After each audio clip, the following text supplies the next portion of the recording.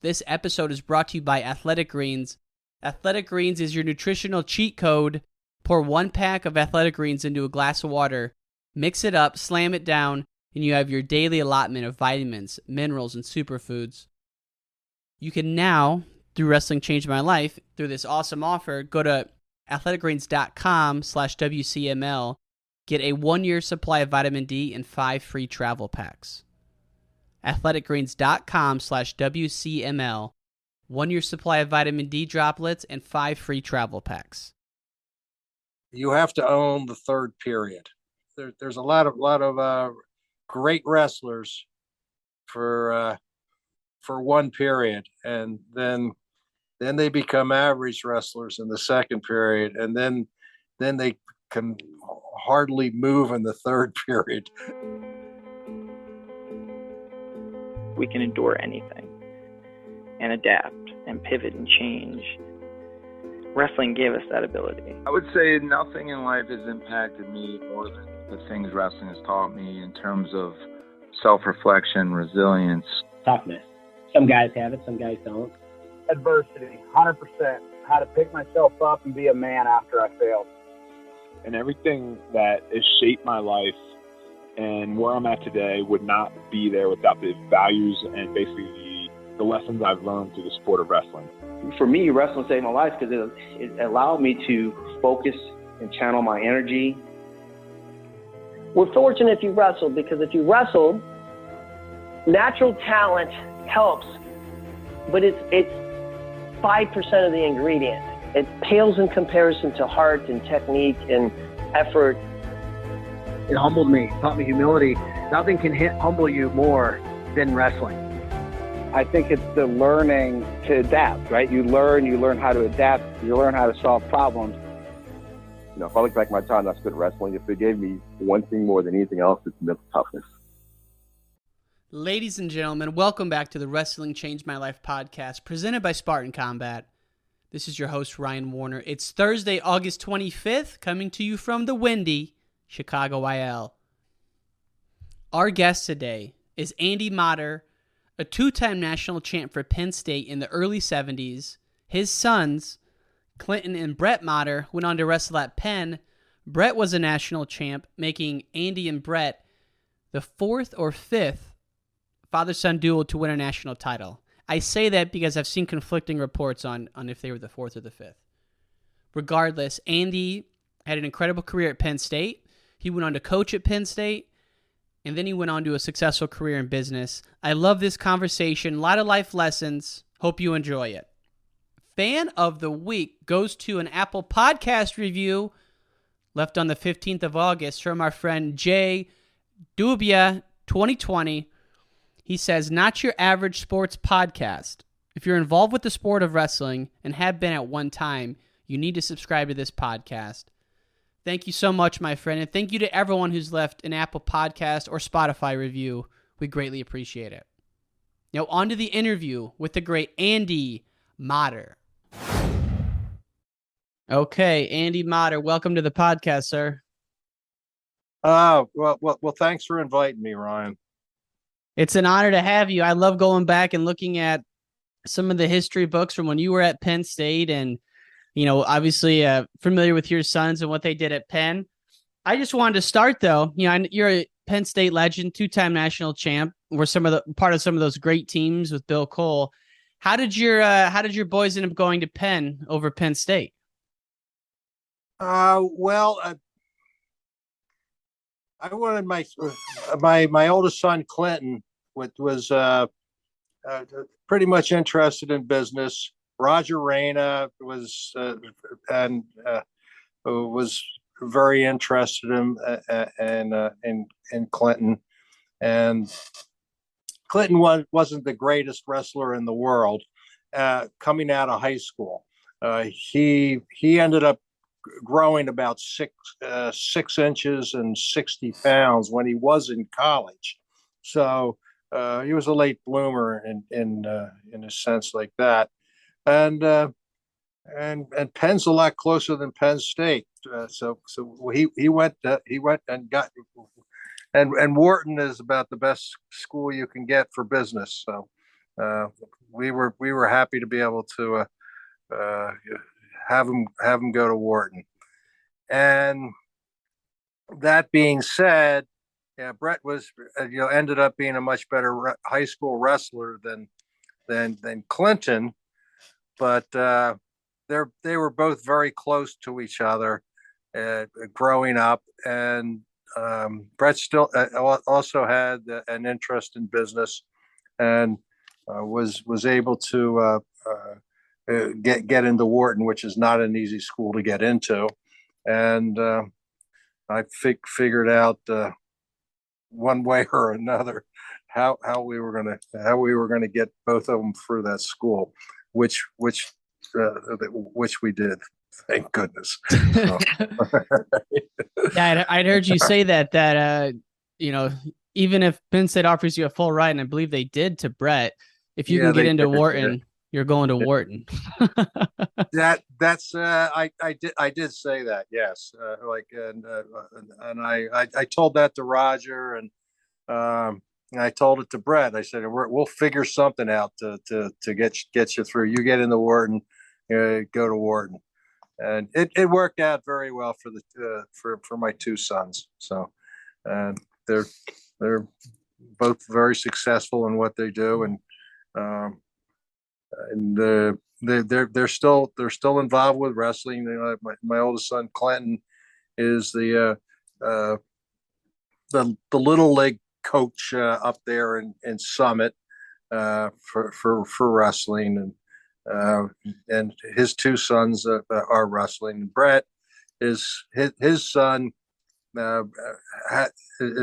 is all fired up to wrestle, but Brett's kind of holding them back and not letting them wrestle yet. So we'll see how it all works out. And my daughter has a couple of kids. At least her oldest son. I mean, he's all fired up to wrestle. They live in Manhattan. So, but hey, with it, I don't know. Once it's in the blood, I guess it just goes from one generation to the next. I don't know. Definitely. How old did you introduce your boys to wrestling? Well, I was the assistant wrestling coach at Penn State. So, I mean, I would bring my kids to practice because my wife would have to do something, and she couldn't handle all three kids. So I just stick them in the corner of the Penn State wrestling room while we were practicing on a Saturday or a Sunday, and we would take them to all the wrestling meets at Penn State. So they kind of figured out what wrestling was at a very early age, and they took to it like ducks to water. I mean, they just loved wrestling, and I think you probably as a former wrestler, you can introduce wrestling to a kid, and he or she is going to either like it or they're not going to like it, and you can't force them to like it. So no matter what you do, I mean, if they don't like it, then go find something else that you want to do. That's what I always told my kids, and they both liked it, and here we are. Wow. So why did you stop coaching at Penn State? Well, I was trying to make some more money, I think. Yeah, there's no money, being an assistant wrestling coach and things of that nature. So I was fortunate enough that through my wrestling contacts, there was a gentleman named Phil Sig, who's a very successful businessman in the State College, Central Pennsylvania. Well, he lived in Bellefonte. He lived in a mansion in Bellefonte, and he got me a job. Right, my first job in business, coming out of Penn State, and I'm eternally thankful for that opportunity. And after that, I also I was talking to my former college roommate and friend and wrestler, a guy named Ira Lubert, who's who owns half of the world too. But he's been on this podcast. Ira has. Oh, has he? Yeah. Yeah. I mean, I see Ira. We had dinner about a week or two ago, and so we chit chat whenever we need to do something to get out of business. But he told me that he was working at IBM at the time. He said, "Hey, they're hiring at IBM. Why don't you go? I'll get you an interview there." And I went down, interviewed, and got the job, and worked at IBM and that's what really got my career going in IT, in the IT world. I worked for IBM for a number of years, and then went off and found an opportunity with a couple of their competitors. Ended up being hired back by IBM, so and ended my career with in the telecom industry, which a guy named Jack Chittister, who, by the way, his dad was my junior high school coach. And I knew Jack since he was a little tiny kid. And Jack was in the telecom world, ended up being like executive vice president for MCI and president of a number of other telecom companies. And he said, "Well, come over and work for me." And we still go out and have lunch too, as a matter of fact. So he's a good guy. He wrestled at Penn State as well. He was a 118 pounder. So we don't have connections everywhere. That's really like, that's, you wonder how wrestling changes your life. I mean, those are a few examples of how they, it changed my professional life, like by being a wrestler and knowing those people, through wrestling. So that was that's my professional career in a nutshell. So. Well, I'm in software sales, so I love talking about sales, and I understand you went through the IBM legendary sales training academy. You guys were selling mainframes, and that's I love talking about that kind of stuff. How did you switch between being a sales rep and then also a solutions engineer? That seems to be pretty different. And if I did the background correctly, I saw that. Well, like in terms of IBM, I mean, they teach you to sell solutions. As a sales rep, I mean, you have certain machines that and you know this. I mean, you're not selling a machine, you're selling a solution. Mm-hmm. And if you don't sell the solution, right, and you sell the solution, you say, oh, and by the way, you need this machine to run the solution. So I mean, it's almost like an afterthought that this is the entire package. Not just the software, but if you want it to work, you need this equipment. So IBM had I've always been selling solutions. We were selling distribution solutions, manufacturing solutions, construction solutions. And then there were a lot of specialty solutions, that niche type of software that would run on the IBM equipment. So I did that, and then I did just at one point I was working for a company called Dickens Data, that I was the Northeast regional representative, and we sold RISC 6000s and SP machines, which was AIX Unix type of machines. And at that point, all I was doing was selling hardware, but I was selling hardware to MetLife, the Bank of New York, Boston Bank, State Street Bank in Boston, Fidelity, Chase Manhattan. All the big hitters. So when you walk into a room and you sign a contract, it's if it's not more than, if it's not if it's less than like $2 million, you're kind of disappointed. Yeah, those are some heavy hitters. Those kind of sales cycles, can last years. Maybe not that long if they're already a customer, but before we move on to wrestling, I'm just curious from a sales standpoint, what were some of the things you did like on a daily or weekly basis that allowed you to stand out and, do better than your peers, so to speak? Was there anything you remember from those years? In sales? Yeah. Well, sales is it's a lot like wrestling. It's 85% of it is being there and being around your customer and making sure your customer's happy. That's it. And you don't have to be the smartest guy in the world or anything like that, but if they need something, you make sure you get it for them.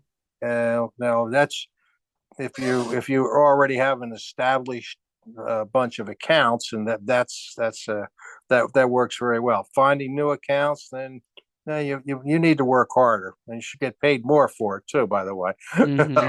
for finding new accounts. But that's yeah, I'm not in a sales plan anymore. I don't care.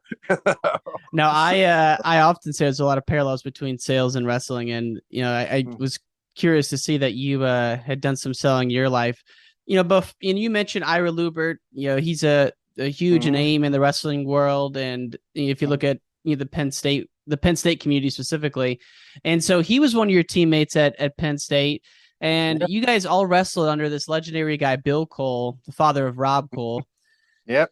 People talk about Bill Cole like he was like a saintly man or something. Like, people love this guy. Tell us a little bit about his coaching style and why he was so revered by his guys. Well, we used to call him SOB, right? Sweet old Bill.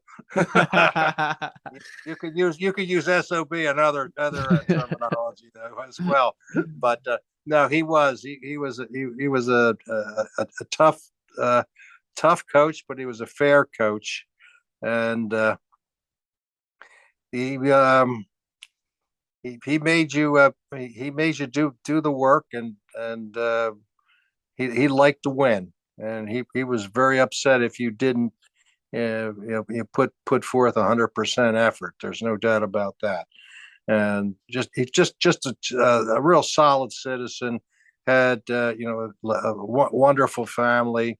Robbie, Rob, we'll call him now. I guess he doesn't like to be called Robbie anymore, but he was the youngest one of like 5, and they used to call him the Fiend. So, and they would literally. I was out at Cole's house one day. We had for lunch or something like that, and they had a little farm out in Boalsburg, Pennsylvania, and Robbie's just a little tiny kid, and everybody else, all the other kids are all grown up. He's got a couple of big daughters and older brothers, and they would literally run full speed ahead right at him and knock him over. And he would get up and flex himself with his arms out and go, and the next one would come and run right over him again. So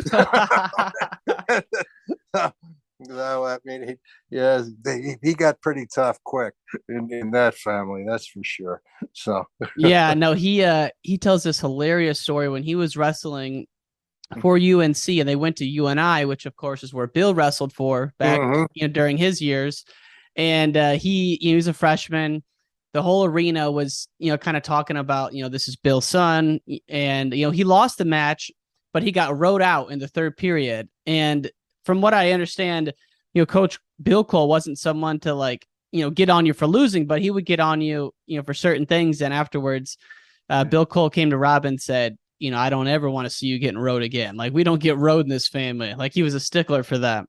Yeah. Absolutely. You get out on bottom. There's no doubt about that. And I learned that even before I got to Penn State. I mean, the first thing you want to do is if you're on bottom, you get out immediately. And there's that. I think you're good. Okay. Hold on. Send a voicemail. Okay. All right. We're back. I just lost my train of thought. You were just saying, like a mindset you had even before college was getting out from bottom. Yeah. That was the foremost thing in this world. You see today, you see a lot of kids. I mean, like the referee blows the whistle, and the first thing they do is they go into a little ball, and they're not busting on bottom, and then they get all tangled up, and like 45 seconds later they might get out, or 45 seconds later they might be like scrambling off their back. So, but I mean, I think that's the freestyle influence for a lot of these kids right now. Whereas, that's, they want to just like get there and, like hope that the kid gets away from them. Right. And catch can or college style or whatever you want to call it. You got to bust on bottom, just get out. Yeah. So, yeah. Anyway. No, I like it. That's my philosophy. So, well, it's, Rob Cole still holds that philosophy. He goes, it literally is a mindset. And like in college, after he got rode out, he went on like just a rabbit hole of like changing his attitude to get out. And it was like throwing elbows, throwing his head, like whatever he had to do to get out. And I just love that mindset. Yeah. Well, Coach Cole would always say, pretend you're underwater when you're on bottom. And the first thing you got to do is get up out of that water and do whatever you need to do, and throwing elbows, throwing your head back into the guy, whatever it was, you got to get that pressure back into the guy. So, yeah. And man, I mean, you think about when you were there, Penn State had some really good teams. You guys got fourth when you were a junior. But, kind of all the while this is happening, you have like the Vietnam War going on and all these social things. Like, how prevalent was that when you guys were going to school? Like the threat of like maybe being drafted or something like that? Yeah. That was, yeah. I did take my physical my freshman year. And we were always worried about it because there was a lottery back then, and my number, I'll never forget, was 127, and that year they went up to 122. Wow. And so how would it work? Like every month there would be a drawing, or every week? No, once a year. Okay. Once a year they drew that this was the magic number, and then they just started taking people that were within that number. If your birthday was that number, they started taking you. So, oh my Lord. I mean, it was you really didn't want to. I didn't want to go to Vietnam. I'll be perfectly honest with you. I know a lot of my high school friends, went over there, and a lot of them came back, very different. Yeah. So. Yeah. That's it's just interesting to look back at those times. And because I noticed you were at your first trip to the NCAA's was 1970, which is of course, the year the great Dan Gable had his last loss. But then I was like, man, that's also right in the thick of, Vietnam and all that. And I love the history stuff. So I didn't know like how prevalent that was. And obviously Coach Cole was a war hero. So, I mean, all that's going on back then. Yeah, no, it was, but I mean, we kept it. I didn't, I'd be driving through State College, and kids would be like walking or like out in the middle of the street, saying no more Vietnam, and I'd have to detour around them. So, so I mean, I didn't participate in any of this stuff, but I certainly wasn't excited about that war. That's for sure. So, right. Well, when you when you were going to college, of course, freshmen couldn't wrestle. So your first year in the lineup was your sophomore year. You win the EIWAs, get to the nationals, and suffer a massive upset. What do you remember about how that changed your mindset and your training going forward? Well, I was beating the kid 8-0, and I was cocky, right? And there was kids from Oklahoma State, and this kid stinks, and that was, and he third period he was on top, and I didn't bust on bottom. I didn't try to get out real hard on bottom because I thought he was just a turkey, and he caught me and pinned me, and I was walking off that mat, and Coach Cole, I'll never forget, Coach Cole came up to me and he said, keep your chin up, and he walked me right through the gym, and I told Coach, I said, Coach, I'm never going to lose this tournament again, right? And I never did. And because back then you couldn't wrestle if the kid had to get to be the semifinalist before you could get into the consolations back then. So the kid lost the next round by like a point or something like that. I don't know. And I was out of the tournament. So I only got to wrestle. I wrestled one match, and then I wrestled that kid and got beat. So anyway, that thought of like never losing again, that was right away for you. Yeah, I mean, that's not going to happen again, and I pretty much ended up boring myself and everybody else to death, winning matches from then on in. I wasn't going to be flashy. I wasn't going to do anything stupid, and I was just going to just go out there and grind them out. So, which I did. So now, I don't know if it was 2 days later or a day later, that the Larry Owens Gable match happens. I don't know if you were, I was there. I watched it. Yeah.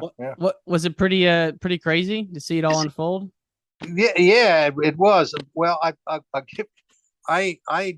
had met Larry Owens. I had gotten recruited at Oklahoma State, coming out of high school, and Oklahoma State, they had the East-West tournament that the weekend that they had, like all the recruits were coming in, and Larry was one of them. And I chit-chatted with Larry for a while, when I was there in high school, and I got to see him again out there at this Northwestern. That's where the tournament was, and I saw him in the locker room, and I said, "Hey, how you doing, Larry?" And he says, "Yeah, good." I said, "What weight you going?" He says, I'm going down to 142. I'm going to beat Gable." And I look, I did try not to laugh. Right. I said, "Okay, right. Go for it." And that, but also combined with, and I looked at that, like every like step Gable took that during that tournament, there was a microphone in his face. There were people following him around, like interviewing him, and I mean, I had to believe that that might have had a little something to do with the fact that Gable's he probably wasn't as focused as he probably could have been for that match against Owens, but Owens wrestled a terrific match, and it took it to him. So yeah, now crazy moment in history, and it's awesome that you were there. I'm sure you would have been like to be in the finals right after these guys coming up. But obviously the next 2 years you got it done, and we're a 2-time national champ. But Larry's been on the show. Obviously, Coach Gable's been on the show, and it's just, I don't think I've ever talked to another wrestler who was also there, kind of witnessing it unfold until now. Yeah, no, it was pretty exciting. There's no doubt about that. I mean, they, okay, I got it. Yeah, they both got standing ovations. So just like for what they did, and well, they should have. That's for sure. Because I mean, it was a very exciting moment in wrestling history, quite frankly. So yeah, and after that, we mentioned you went on to win 2 national titles. But the wrestling culture back then was a little bit different in terms of, I don't know if freestyle was as prevalent, but what did like the summer and off-season program look like for you guys back then? Well, there wasn't any freestyle.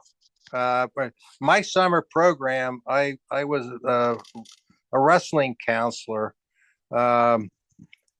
which we started in Florida and worked our way up the East Coast, Florida, Tennessee, Virginia, Carolina, New York, and we ended up in Pennsylvania. It was like probably about 8, maybe 10 weeks of summer camps that we were part of, and I got to wrestle a lot of guys, so I was better after the summer than I was before the summer, and right. that's how I pretty much stayed in shape and learned new techniques and things of that nature, because there weren't all those tournaments that you see right now, or you can find a tournament every weekend now, which is crazy, I think, but yeah. And kids still go into it. I see my grandkids going into them. I know that. So you guys were like working the camps as instructors, like at each kind of high school, working your way up the coast.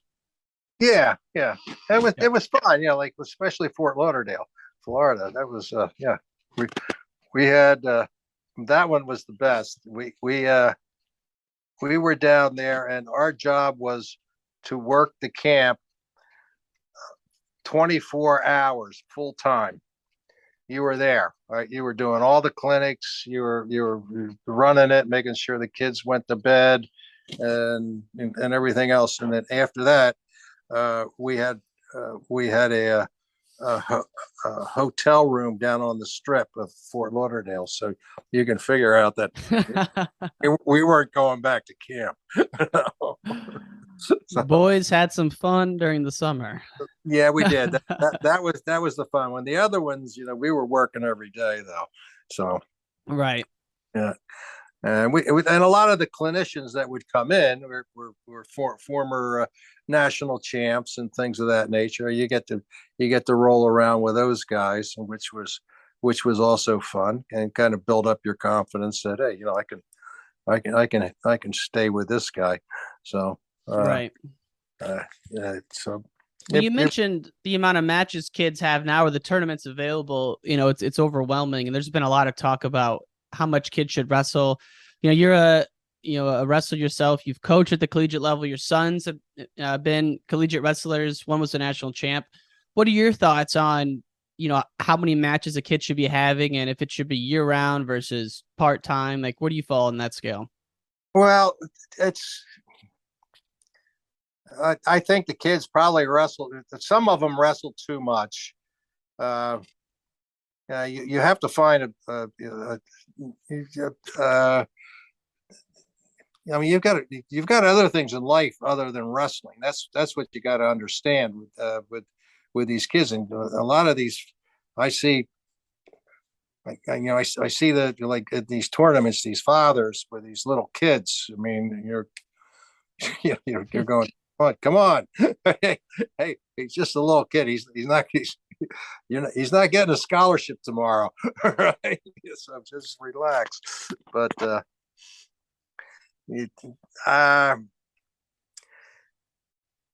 I think the NCAA and some of they've cut back the number of NCAA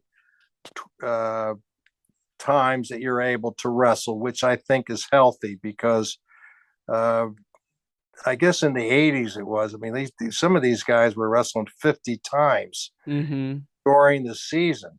Like, when are you going to go to school? That type of thing. So, but like the postseason, you can wrestle 50 times without even thinking. Yeah. So, and the RTC scene is so much different than it was even 10 years ago, let alone back in the 70s. Yeah. There weren't any clubs back then. I think the first club that I heard about was Russ Hellickson up there in Wisconsin. He started a club outside of his program for freestyle and Greco and all that. Iowa was right behind him, and everybody else. I know Penn State. We started to get right behind that as well, and it's just snowballed since then. And that wasn't even the RTCs. Right. Colorado Springs was the only thing out there at the time, and I think they had just gotten started. I don't even know when they got started, but that was the big thing. Now you've got RTCs like all over the United States, which I think is great. But it's and you've got tournaments all over the place. When I was in college, like the big tournaments were the Wilkes Open, right? The East Stroudsburg Open, right? And the Midlands had just gotten started. So I mean, there weren't any other like preseason or postseason tournaments that that you could really go to. So, I mean, you look at what the great Cael Sanderson's done at your alma mater, and a lot of help with folks like Ira Lubert. That club is like one of the best in the world, better than most countries, the Nittany Lion Wrestling Club. I mean, their roster is insane. Yeah. Oh, yeah. Well, you've got you have Ira, who like you've got Rich Lorenzo, who's really behind a lot of all of that stuff. Rich is from originally from Newton, New Jersey. And Ira is originally from Newton, New Jersey, and I'll give you a little background. Rich had Ira work at their farm when Ira was going into his senior year of high school for the summer, and they got to be pretty good friends. And Rich was already at Penn State. And then Rich became the assistant wrestling coach that following year, as Ira was graduating from high school, and Rich got Ira to come over to Penn State. So wow, and they've been bosom buddies ever since. So. Yeah, Rich is a guy who a lot of people have asked to come on the podcast. He's certainly welcome. I know he has a lot of history out there in Penn State, and of course the wrestling room's named after him. And man, you think about some of those teams that were battling Iowa in the 80s and 90s. Those were great Penn State teams, even before the current great teams have come in. Yeah, no, Rich is a solid citizen, and he's a very humble guy, and he's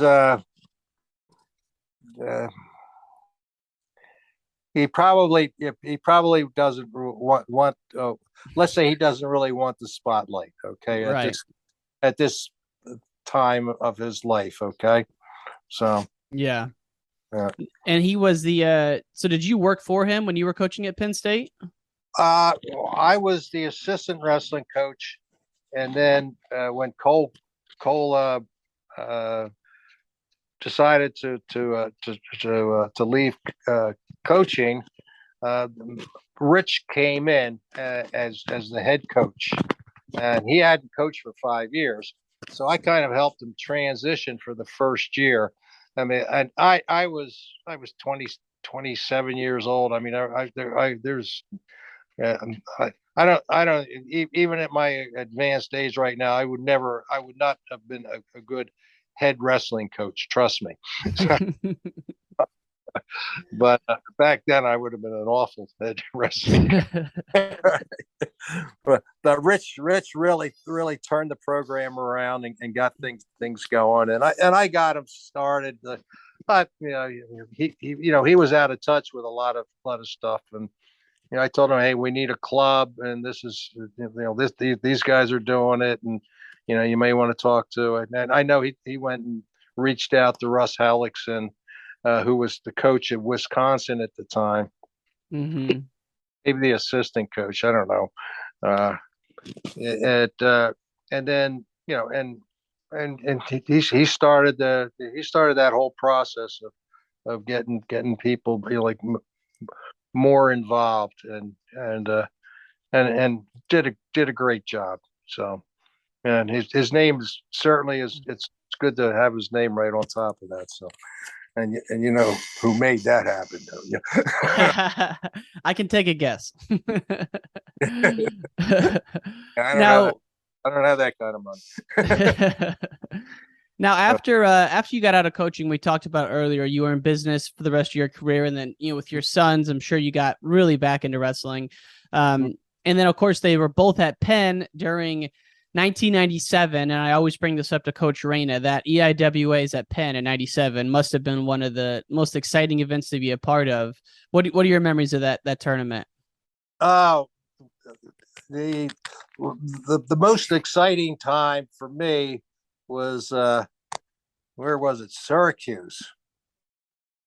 That's when Penn hadn't won an EIWA championship. Was it Syracuse or Cornell? Cornell hadn't won an Eastern championship for like 55 years, and they hadn't had an Eastern champion for like 50 years. Mm-hmm. So, and we ended up having like 4 or 5 Eastern champs that day, and winning the EIWA championship. So that was my most exciting time. Now in '97, I mean, we just blew everybody away. I mean, it was getting. I think we won like 3 or 4 or 5 EIWA championships in a row, which Cornell's doing now. Yeah. Well, Coach Reina's back, and they definitely have some momentum going on. And so 97 was when both Clinton and Brett won, and then the years prior is the first time Penn won the titles. What you're saying? Yeah, well, Clinton and Brett won the titles that year too. Okay. So Clinton's a 2-time Eastern champion, and the first years that Brett was a freshman, Clinton was a junior. That was my most exciting time for Penn, or watching the boys wrestle, and Brett went on and won 4 of them. So, which is kind of cool. Pretty amazing. Yeah. And I mean, if that was the most exciting, I got to imagine the most stressful was something we were talking about off air earlier when, 2000, Brett, your youngest, was in the semifinals. He was a senior, and his nemesis was TJ Williams. And so they're both wrestling at the same time, was it? Yeah, they were both on the same. That's how they do it. You know how that's. Oh, yeah. But his match ended earlier with Wizell,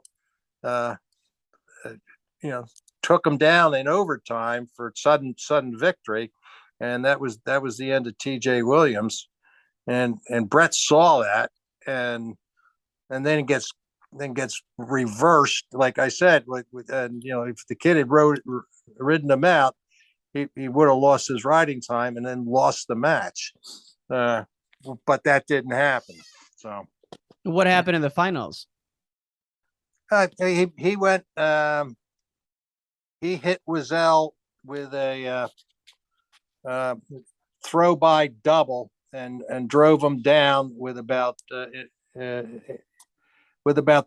30 or 40 seconds left in the first period, and then rode him out. So he's beating him 2-0 with a bunch of riding time, and then I think Brett took down. He got out. And Wazell reversed him for one thing, but then Wazell didn't go down, which like if you were looking at it, he said Wazell's going to have to take him down twice to beat him, right? And that wasn't going to happen. So and Brett just it was a very unexciting match, in terms of, exciting for me because he won. Yeah.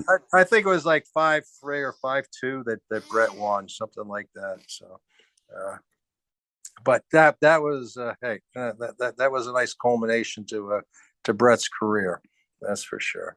Definitely. So. And I know you guys were maybe the fourth or the fifth father-son to win NCAA titles. So that's pretty awesome. And then after that, Clint and Brett were big with Beat the Streets and actually, co-founded it. And did you work with Beat the Streets at all? Yeah, I have in the past worked with them. I've stepped away from it now. I mean, they're pretty well. They're running full steam ahead with the folks that are in place at this point in time. So I'm happy. I didn't want to do. I was doing it every day for a while there, and no thanks. I'm I'm lazy. I'm old and lazy now. So well. It's a lot of work, though. I mean, the Beat the Streets is an amazing thing, and I was involved with a little bit myself. But kind of like you, I'm like, man, this is more time commitment than I think people realize when they they hear about it, they get excited and they want to help. But it's a full on commitment. So, Beat the Streets Phillies is doing awesome, as is Beat the Streets Chicago. And as we wind down, I just had two questions that I wanted to kind of close down with. The first is, you've seen a lot of elite wrestling, both with your sons and then with yourself. What do you think are, one or two factors or one or two ingredients that are key that you've seen with champions over time? Well, the champions are in great shape because you have to own the third period, and there's a lot of great wrestlers for one period, and then they become average wrestlers in the second period, and then they can hardly move in the third period.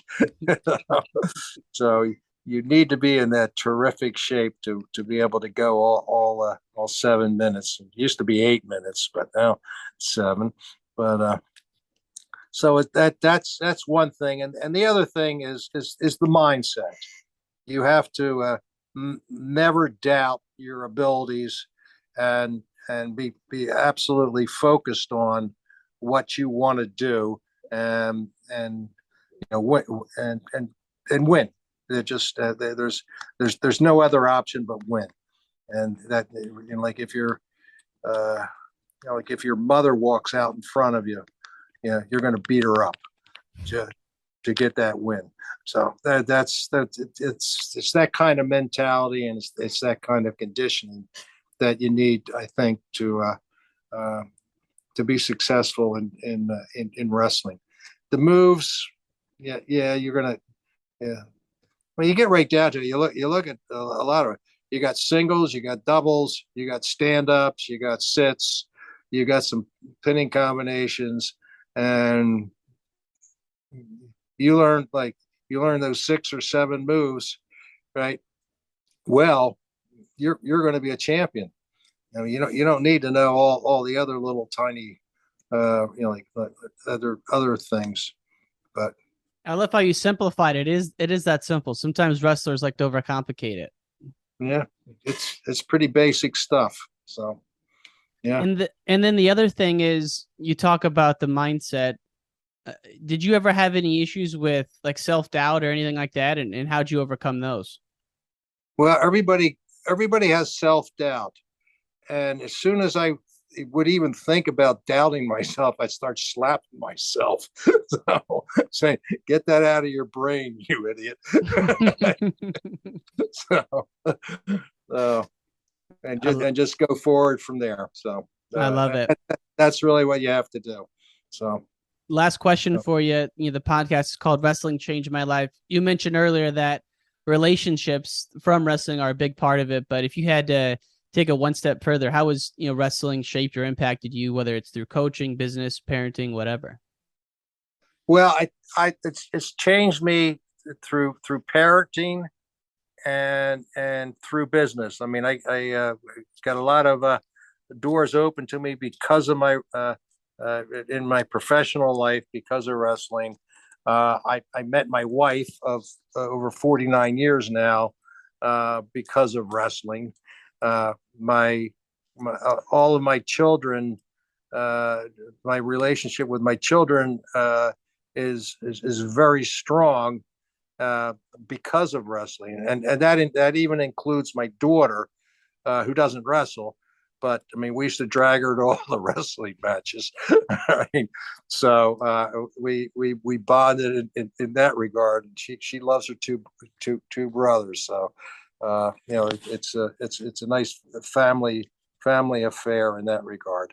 So, so family and profession, it certainly has helped me. So, love it. Well, yeah. Mr. Motter, thank you so much for coming on the podcast. Any last words before we sign off? No, I think I'm all talked out, Ryan. Thanks for listening to this episode with Andy Motter. Wrestling Changed My Life is proudly presented by Spartan Combat. This interview was sponsored by Athletic Greens. Go to athleticgreens.com/WCML to take advantage of this special offer of 5 free travel packs and a 1-year supply of vitamin D droplets. athleticgreens.com/WCML. That's it, folks. We'll see you next time on Wrestling Changed My Life. Wrestling Changed My Life. Wrestling Changed My Life. Wrestling Changed My Life. Wrestling Changed My Life. Wrestling Changed My Life.